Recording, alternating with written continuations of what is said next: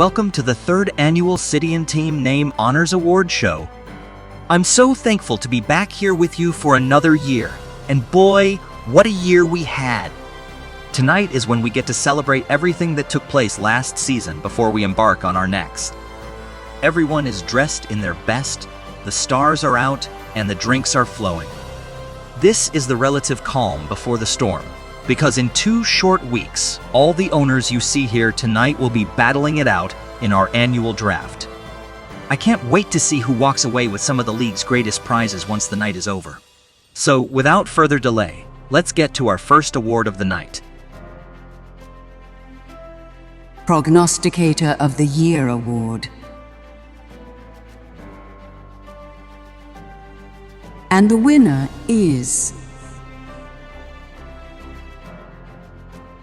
Ron Parson. They say if you do something one time, you're lucky. Twice, you're good. So what can you possibly call it when someone performs the feat 3 times?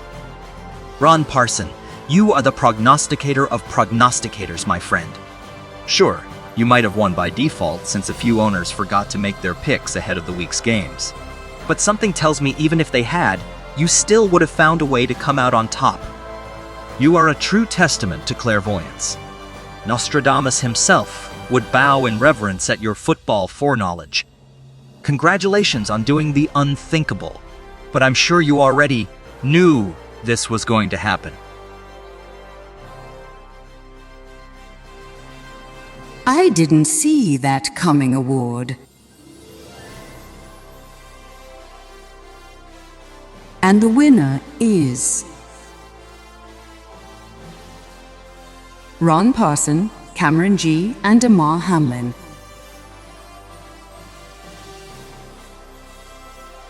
Well, this is where things get a little hairy.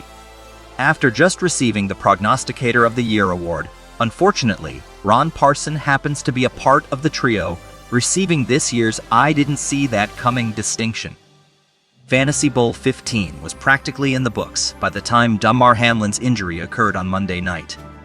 The score was Croydon 64 and Las Vegas 50. Then the unfathomable happened. Hamlin collapses on the field after making a tackle, but also received a blow to the chest in the process. There were so many questions as to what would happen regarding the game, but of course our concerns were primarily with the health of Damar Hamlin. For a good while, the score was left as it was, but then controversy erupted once the game was determined canceled. Neither conference champion deserved to be put in that position. Sadly, this game will always be marred by the injury that took place that night. Some will say, due to the game's cancellation, that whoever had the lead going into it should have won, while others will say Croydon legitimately had the lead as the game was halted, so they deserve to win. Regardless of what side you stand on, we can all agree that no one saw this coming in Fantasy Bowl 15. We're just happy Mr. Hamlin is healthy and able to return to the game he loves. Mover and Shaker Award. And the winner is Christopher Sims. I guess controversy is going to follow us all throughout the night because technically the team with the most transactions last season were the Toronto Thundertails. But if you look closely at their owner, Jack Lozani's 95 signings, trades, and releases, you would see that a lot of them were absolutely ridiculous. So we're pleased to present the Mover and Shaker Award to Christopher Sims, who had 6 trades and 10 acquisitions. Chris's 6 trades were the most in the CTN, and not one person complained about any of their interactions with him. Congratulations, Chris. You have the respect of everyone in the league for making fair and balanced trades. Your stock just rose with the receipt of this award.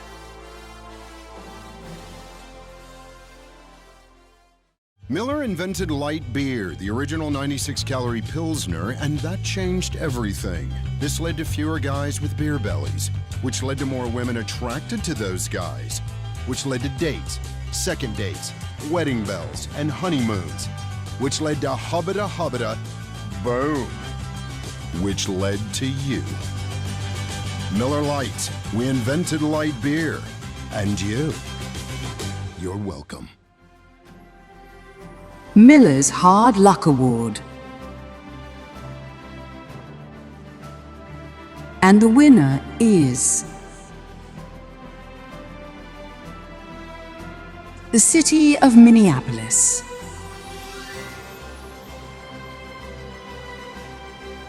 As always, we'd like to thank our sponsor, Miller Lite.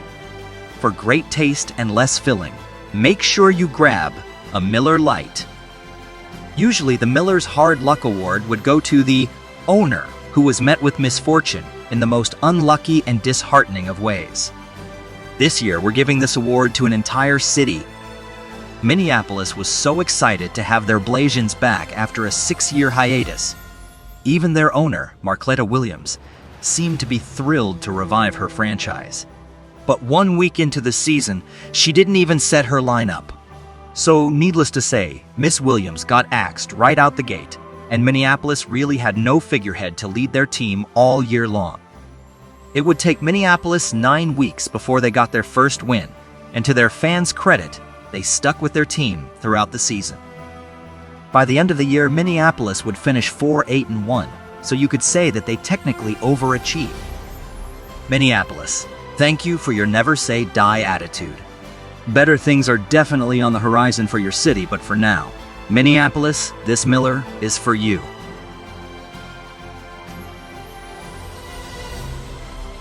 There's no place like home award. And the winner is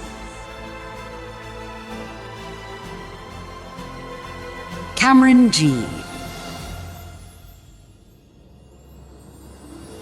There truly was no place like home for the Croydon Cannibals.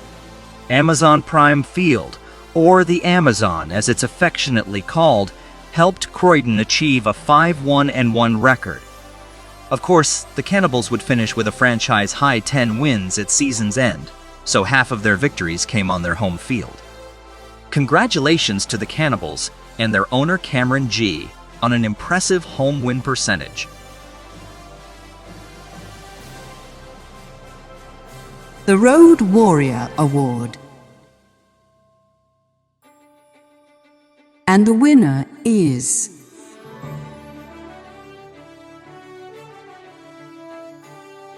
Jose Campos.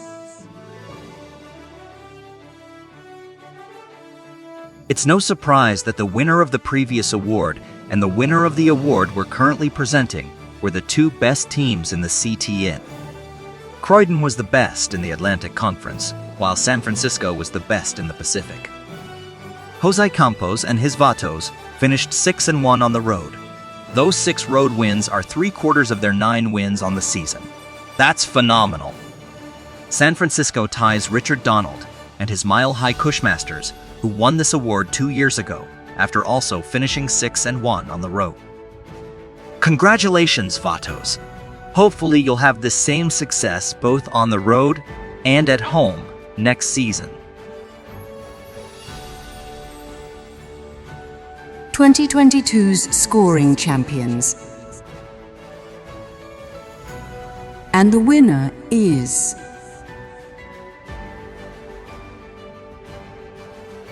the San Francisco Vatos.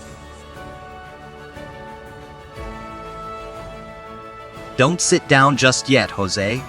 Your San Francisco Vatos led the CTN in points scored last year. San Francisco's 1,199 points helped lead them to the top of the standings in the Pacific Conference. The Vatos also had a couple guys named Justin that helped them achieve this feat. Both Justin Jefferson and Justin Herbert made San Francisco's opponents nervous heading into their respective matchups. Congratulations again to Jose Campos. Poorest Decision Maker Award. And the winner is Jack Loseni. Unfortunately, For every happy and exciting thing that we try to do in the CTN, there always has to be a Debbie Downer. To be the poorest decision maker, your missteps don't necessarily have to occur on the field of play. You can equally earn this award by how you conduct yourself off the field as well. Congratulations, Jack Lusani. You've crossed the threshold into irrelevance. I heard Jack was one of the most two-faced guys that people have ever met, and neither face was attractive. You know how they say that there's somebody for everyone? Well, his somebody is a psychiatrist. When Jack was born, his mom told him that he was a treasure. I heard his father wanted to bury him. I'm only joking, guys. Relax. Jack is going to go far one day. I just hope when he gets there, he stays there.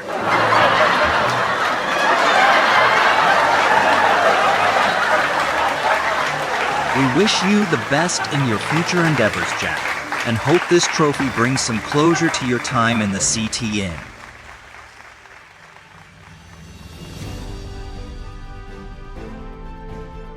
Most Above and Beyond Award. And the winner is Cameron G.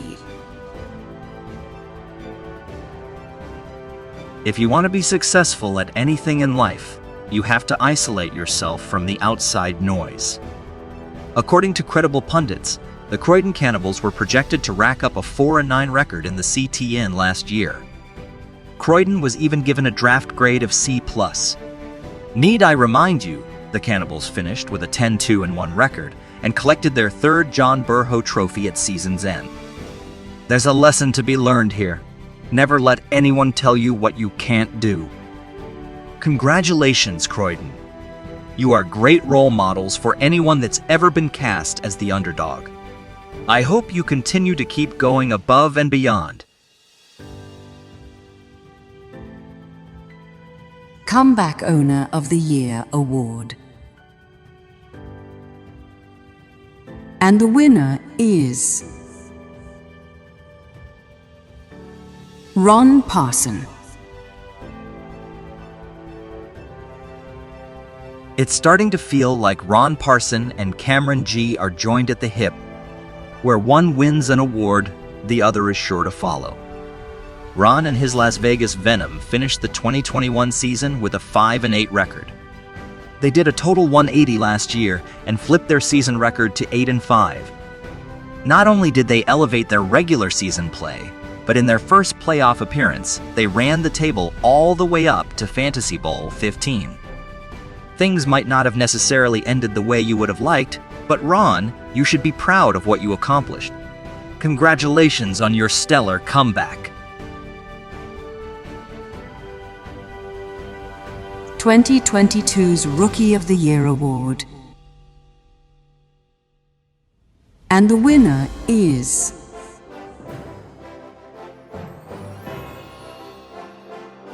Rocco Pasquale.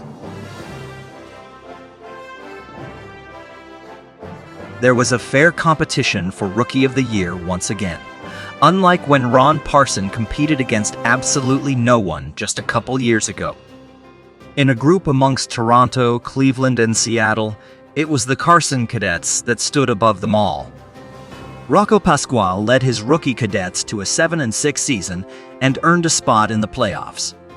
I don't think Carson got the memo that they were rookies because they almost booked themselves a spot in Fantasy Bowl 15. They got all the way to the Pacific Conference Championship game before their carriage turned back into a pumpkin. The Cadets were only 6 points away from being crowned conference champions. That's incredible! Rocco found a way to navigate his team through a tough crowd of seasoned contenders. Here's hoping that your sophomore season will be even better, Rocco. Congratulations! Now, it's time to unveil and introduce a new award to our CTN Honors Show. Coach of the Year Award. And the winner is Eric Crouch. The inclusion of coaches are still relatively a new thing here in the CTN. This upcoming season will be the 4th year we've had head coaches in our league, and it's about time they get some recognition. Congratulations to Coach Eric Crouch. In his rookie campaign, he took the struggling Croydon Cannibals and led them to their 3rd Fantasy Bowl championship. Prior to his hiring, the Cannibals hadn't been in a Fantasy Bowl in 7 years. You simply can't discount the impact he had on this franchise.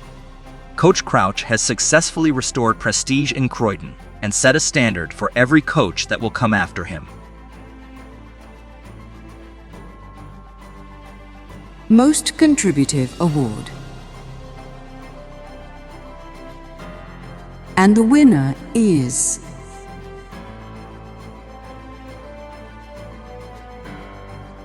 Leisha McAuliffe.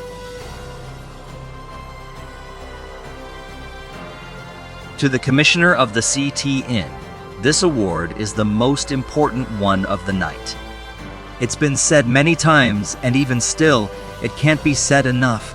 This league would be nothing without the participation of those within it.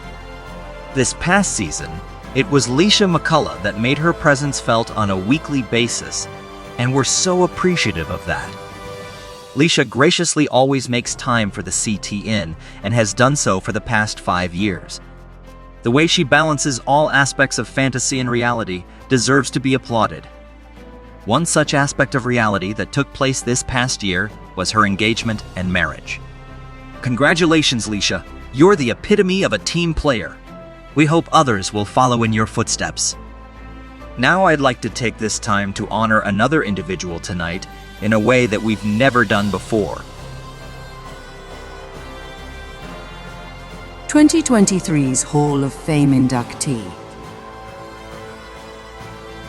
And the winner is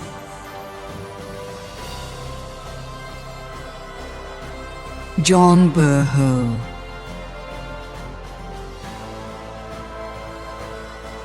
The CTN is in its 16th year, and there have been over 50 teams to pass through these gates. There's one team in particular that stands the test of time, and they haven't touched the field in 7 years. The Hollywood Scene, led by John Burho, created the bar, set the bar, and raised the bar all on their own. Right up until last season, Hollywood was the only team to have won 3 Fantasy Bowls. They were a team that had a bullseye on their back and still managed to impose their will on their opposition regardless. The Hollywood Scene finished with a 60-33-1 regular season record. They were 8-2 in the playoffs, and they were undefeated in conference championship games, as well as in their 3 trips to the Fantasy Bowl. John Burho was so prolific that it was a no-brainer our championship trophy should be named after him. Now, it's a no-brainer that he's our first inductee into the CTN Hall of Fame. Thank you, John, for helping to put the CTN on the map. Your contributions are forever etched in the annals of this league. It's now time for the presentation of our final award. 2022's Owner of the Year Award. And the winner is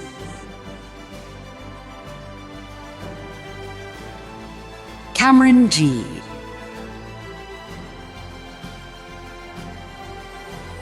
It's time to break up the monotony. Christopher Sims has won Owner of the Year in back-to-back seasons. Not only is he our only back-to-back winner, but he was also our first 2-time recipient. Now that Cameron G has been crowned Owner of the Year, he joins Mr. Sims in the category of 2-time winner of this award. Cameron last earned this honor back in 2017, which was the 10-year anniversary of the CTN. Now, in the league's 15th anniversary, he once again receives this trophy. I'd say Mr. G might have a flair for the dramatic. As I mentioned before, Cameron's Cannibals set a franchise record with 10 wins. Unlike his first time as owner of the year, he was a favorite to win this award right from the start. Croydon would begin the season on a 7-game win streak and have every team fighting to catch up to them all year long. Croydon's list of accolades will no doubt have their owner's bust right next to John Burho's one day. There's still one thing left for Cameron to do that not even John has done, and that's win back-to-back fantasy bowls. Will that be in the cards for Cameron and his Cannibals? Only time will tell.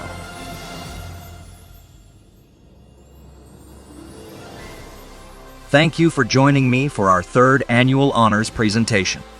Regrettably, not everyone can be recognized for the things they've done, but just know that you're greatly appreciated.